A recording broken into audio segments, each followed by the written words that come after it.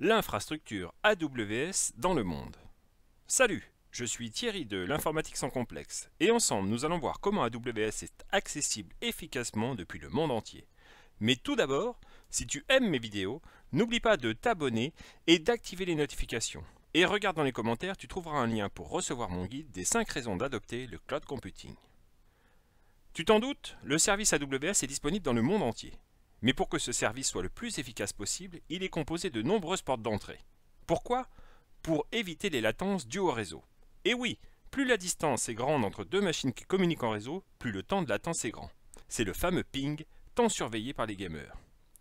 Pour optimiser son service, AWS est alors découpé en régions. Chaque région constitue une zone géographique définie, et ces régions sont indépendantes les unes des autres. Cela signifie que pour la plupart des services, quand tu déploies dans une région, il n'existera que dans cette région. Si par exemple tu veux déployer une application hautement disponible sur plusieurs régions, ce sera à toi de mettre en place la réplication des données entre ces régions. Actuellement, il y a 24 régions disponibles. Certaines sont un peu particulières. Il y a par exemple une région dédiée au gouvernement des États-Unis, et les régions chinoises, quant à elles, sont réservées aux comptes chinois. En général, on choisira de déployer son infrastructure sur la région la plus proche de l'emplacement des clients. Et oui, c'est le meilleur moyen de garantir la latence réseau la plus faible possible pour tes utilisateurs. Certains services ne sont disponibles que dans certaines régions. Ce sera souvent le cas des nouveaux services au moment de leur lancement.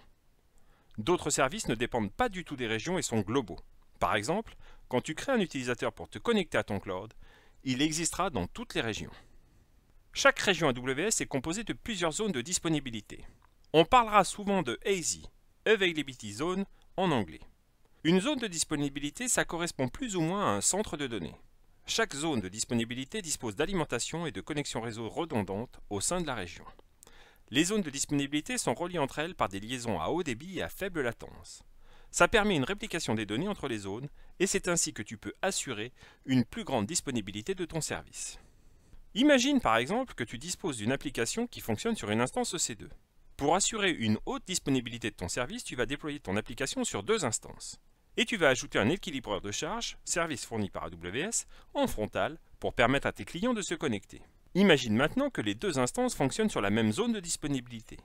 En cas de panne de cette zone, ton service sera complètement interrompu. Et là, ce n'est pas très bon pour l'expérience utilisateur de ton service. Imagine maintenant que tes instances fonctionnent sur des zones différentes. Si une zone tombe en panne, pas de souci. Le service continue de fonctionner correctement. C'est totalement transparent pour tes utilisateurs. Et là, c'est vraiment génial pour leur expérience.